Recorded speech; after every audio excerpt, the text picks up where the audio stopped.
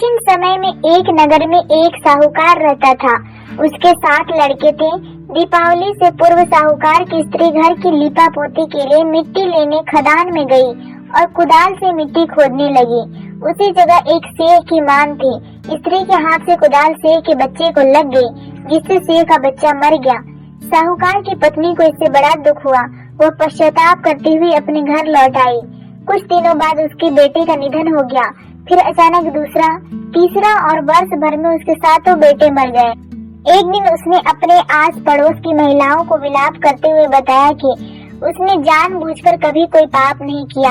हाँ, एक बार खदान में मिट्टी खोदते हुए अनजाने में उससे एक शेर के बच्चे की हत्या अवश्य हुई है और उसके बाद उसके 7 पुत्रों की मृत्यु हो गई। औरतों ने साहूकार की पत्नी से कहा कि यह बात बताकर तुमने जो पश्चाताप किया है उससे तुम्हारा आधा पाप नष्ट हो गया है। तुम उसी अष्टमी को भगवती पार्वती की शरण लेकर शेर और शेर के बच्चों का चित्र बनाकर उनकी आराधना करो और क्षमा याचना करो। ईश्वर की कृपा से तुम्हारा पाप नष्ट हो जाएगा। साहूकार की पत्नी ने उनकी बात मानकर कार्तिक मास की कृष्ण पक्ष की अष्टमी को उपवास व पूजा अर्चना की। वह हर वर्ष नियमित रूप से ऐसा करने लगी। बाद में उसे 7 पुत्रों की प्राप्ति हुई। अहोई अष्टमी की दूसरी कथा। एक बार की बात है, घने जंगल के पास स्थित एक गांव में एक दयालु और समर्पित महिला रहती थी। उसके 7 बेटे थे।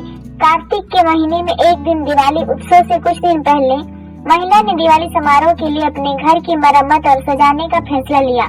अपने घर के नवीनीकरण के लिए उसने कुछ मिट्टी लाने के लिए जंगल जाने का फैसला किया।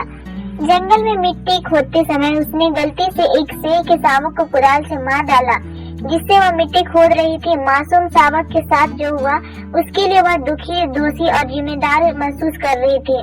इस घटना के 1 साल के भीतर ही महिला के सभी 7 बेटे गायब हो गए और ग्रामीणों ने उन्हें मृत मान लिया। ग्रामीणों ने मान लिया कि उसके पुत्रों को जंगल के कुछ जंगली जानवरों ने मार डाला होगा। महिला बहुत उदास थी और उसके द्वारा शावक की आकस्मिक मृत्यु के साथ सभी दुर्भाग्य को सहसंबंध किया। एक दिन उसने गांव की एक बूढ़ी औरत को अपनी व्यथा सुनाई। उसने घटना पर चर्चा की कि कैसे उसने गलती से शावक को मारने का पाप किया। बुढ़िया ने महिला को सलाह दी कि वह अपने पाप के प्रायश्चित के रूप में वह देवी अहोई भगवती, देवी पार्वती एक अवतार शावक के चेहरे का चित्र बनाकर प्रार्थना करे। उसे उपवास रखने और देवी अहोई की पूजा करने का सुझाव दिया, क्योंकि वह सभी जीवित प्राणियों की संतानों की रक्षक मानी जाती है। महिला ने अष्टमी पर देवी अहोई की पूजा करने का फैसला किया। अब अष्टमी का दिन आया तो उस स्त्री ने शावक का मुंह खींचा और उपवास किया और अहोई माता की पूजा की। उसने जो पाप किया था उसके लिए उसने ईमानदारी से पश्चाताप किया। देवी अहोई उनकी भक्ति और ईमानदारी से प्रसन्न हुई और उनके सामने प्रकट हुई और उन्हें अपने बेटों के लंबे जीवन का वरदान दिया। जल्दी उसके सभी 7 बेटे जीवित घर लौट आए।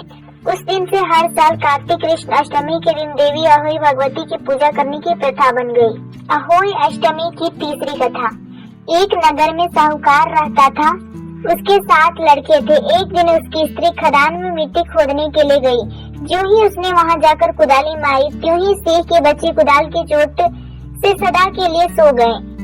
इसके बाद उसने कुदाल को शेर के खून से सना देखा तो उसे शेर के बच्चे मर जाने का बड़ा दुख हुआ, परंतु वह विवश थी क्योंकि यह काम उससे अनजाने में हो गया था।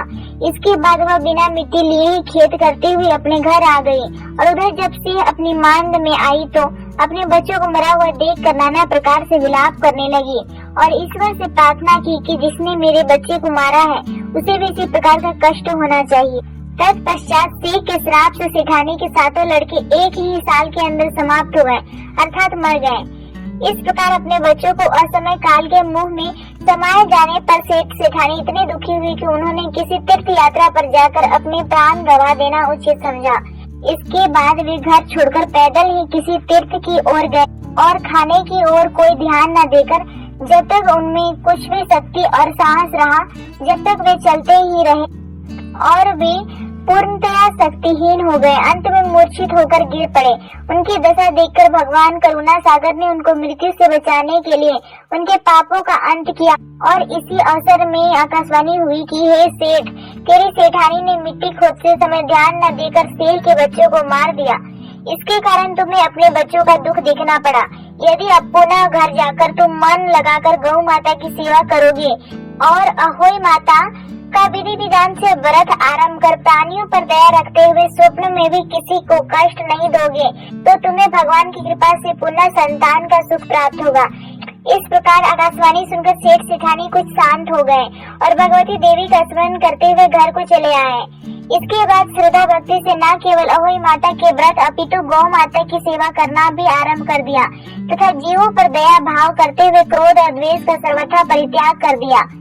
ऐसे करने के पश्चात भगवान की कृपा से वे सेठ सेठानी 7 पुत्रों वाले होकर अगणित पौत्र सहित संसार में नाना प्रकार के सुखों को भोग कर स्वर्ग को चले गए। अहोई माता की एक अन्य कहानी। एक साहूकार था जिसके 7 बेटे थे, 7 बहुएं थी तथा 1 बेटी थी। दिवाली से पहले कार्तिक कृष्ण अष्टमी को 7 भाभी इकलौती ननद के साथ जंगल में खदान में मिट्टी खोद रही थी। वही सेई की मान थी। मिट्टी खोदते समय ननद के हाथ से सेई का बच्चा मर गया। सेई माता बोली कि मैं तेरी कोख बांधूंगी। तब ननद अपनी 7 भाभियों से बोली कि तुम में से मेरे बदले कोई अपने कोख बंधा लो। सब भाभियों ने अपनी कोख बंधवाने से इनकार कर दिया, परंतु छोटी भाभी सोचने लगी कि यदि मैं कोख नहीं बंधाऊंगी तो सासू जी नाराज होंगी। ऐसा विचार कर ननद के बदले में छोटी भाभी ने अपनी कोख बंधवा ली। छोटी भाभी को जब संतान होता वह 7वें दिन मर जाता। एक दिन उसने पंडित को बुलवाकर पूछा, मेरी संतान 7वें दिन क्यों मर जाती है? तब पंडित ने कहा कि तुम सुरही गाय की पूजा करो। सुरही गाय सेई माता की भाईली है, वह तेरी कोख छोड़े तब तेरा बच्चा जिएगा। इसके बाद से वह बहू प्रातः काल उठकर चुपचाप सुरही गाय के नीचे साफ सफाई आदि कर देती। गौ माता बोली कि आजकल कौन मेरी सेवा कर रहा है, सो आज मैं देखूंगी। गौ माता खूब तड़के उठी। क्या देखती है कि एक साहूकार के बेटे की बहू उसके नीचे सफाई आदि कर रही है। गौ माता उससे बोली, क्या मांगती है? तब साहूकार की बहू बोली कि सेई माता तुम्हारी भाईली है और उसने मेरी कोख बांध रखी है, सो मेरी कोख खुलवा दो। गौ माता ने कहा कि अच्छा, अब तो गौ माता समुद्र पार अपनी भाईली के पास उसको लेकर चले। रास्ते में कड़ी धूप थी, सो वे दोनों एक पेड़ के नीचे बैठ गए। थोड़ी देर में एक सांप आया और उसी पेड़ पर गरुड़ का बच्चा था, उसको डसने लगा।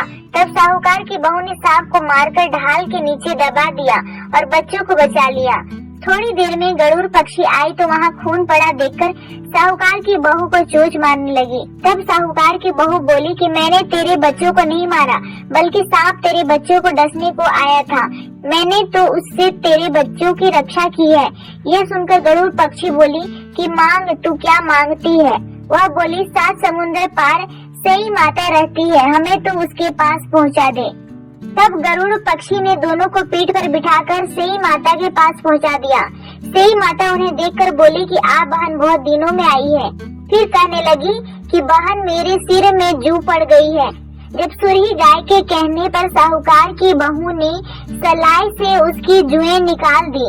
इस पर सेई माता प्रसन्न हो बोली कि तूने सिर में बहुत सारी सलाई गेरी है, इसलिए तेरे 7 बेटे और 7 बहू होंगी।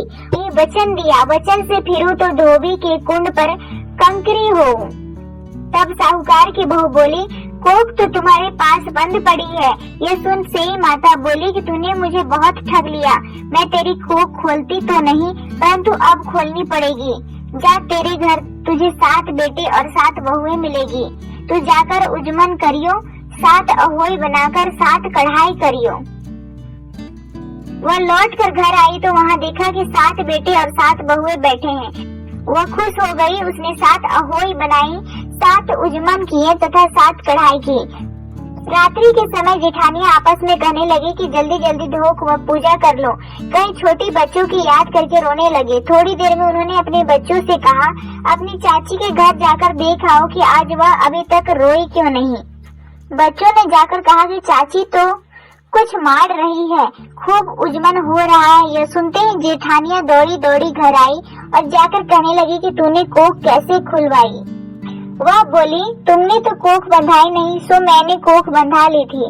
अब सेई माता ने कृपा करके मेरी कोख खोल दी। हमारी कथा को पूरा सुनने के लिए धन्यवाद।